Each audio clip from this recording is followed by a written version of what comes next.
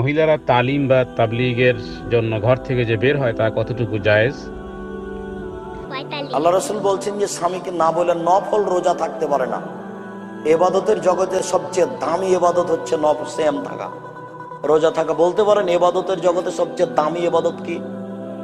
সিয়াম, রোজা থাকা।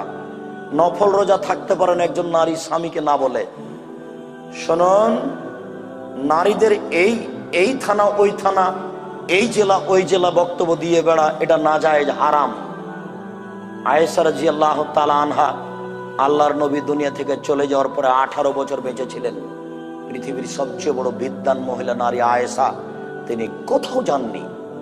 নারী দিন প্রচার করতে পারে তার বাড়িতে, আশেপাশের মা চাচি খালা ফুফু প্রতিবেশী আসলে তাকে দিন শিখিয়ে দিবেন। কোন নারী অন্য জায়গায় দিন প্রচার করতে যেতে পারে না। বুখারী মুসলিমের হাদিস, নারীগণ এসে রাসূলকে বললেন, আল্লাহর নবী, পুরুষেরা আপনার পাশে বসে, আমরা তো আপনার পাশে বসতে পারি না। পুরুষ তো দিন ধর্ম শিখে নিল, আমরা তো শিখতে পারলাম না, তো আমরা কি করব? তখন আল্লাহ রাসূল বললেন, তোমরা অমুকের বাড়িতে বসিও, আমি ওখানে যাব। বুখারী মুসলিম। তিনি বলেননি আয়েশাকে পাঠাবো। বুঝাতে পারলাম না? মহিলারা বলল যে পুরুষেরা আপনার পাশে বসে দিন ধর্ম জেনে নিল, আমরা আপনার পাশে বসতে পারি না, দিন ধর্ম জানতে পারলাম না, কি করব? তখন আল্লাহ রাসূল বললেন, তোমরা অমুকের বাড়িতে বসিও, আমি যাব।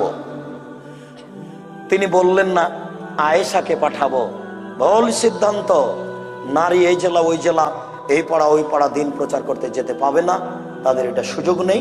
তারা বাড়িতেই আশেপাশের কেউ আসলে, আত্মীয় স্বজন আসলে তাদেরকে দিন ধর্মের কথা বলবে, স্বামীর অনুমতি নিয়ে বলতে হবে। স্বামীর অনুমতি নেই, কাজ চলবে না। মহিলা কিংবা পুরুষ উভয়ের উপরে ইলমে দ্বীন শিক্ষা করা ততটুকু ফরজ যা আল্লাহ তাআলা ফরজ করেছেন। রাসূলুল্লাহ সাল্লাল্লাহু আলাইহি সাল্লাম বলেছেন, তলাবুল ইলমি ফরিদাতুন আলা কুল্লি মুসলিম। প্রত্যেক নর নারীর উপরে, মুসলিমের মধ্যে নর এবং নারী উভয় শামিল, তাদের উপরে যেই অবধারিত আল্লাহ তাআলা ফরজ করেছেন যে বিষয়গুলো, সেগুলো জানতে হবে। যেমন নামাজ, যেমন রোজা। তো এই বিষয়গুলো ছাড়া এগুলো সকলের জন্য জানতে হবে।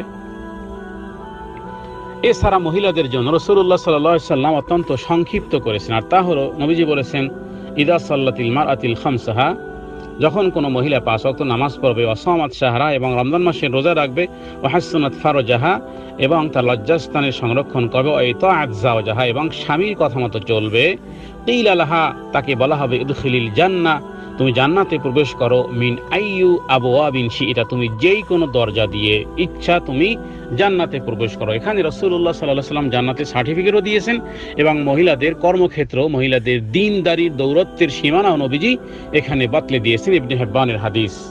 মহিলারা ঘর থেকে তাবলীগের জন্য বের হওয়া বিষয়টি, এটি একটি বিতর্কিত বিষয়, এবং কোরআন এবং হাদিসের বাইরে একটি মন গড়া একটি সিস্টেম চালু করা। সুতরাং মহিলাদের ঘর থেকে তাবলীগ বা তালিমের উদ্দেশ্যে এভাবে করে ঘর থেকে বের হয়ে যাওয়া, এটা মোটেই হাদিস সম্মত নয়, কোরআনের মানহাজ মোতাবেক নয়। বরং দ্বীনের নামে, তাবলীগের নামে তারা যেগুলো আলোচনা করেন এবং তারা যে সমস্ত কিতাবাদি পড়েন, দেখা গেছে এগুলো অধিকাংশই জাল জয়ীফ, দুর্বল বর্ণনা। আর এর দ্বারা মহিলা সমাজের মধ্যে বিভিন্ন কুসংস্কার এবং ইবাদতের নামে হাজারো হাজারো বেদাহ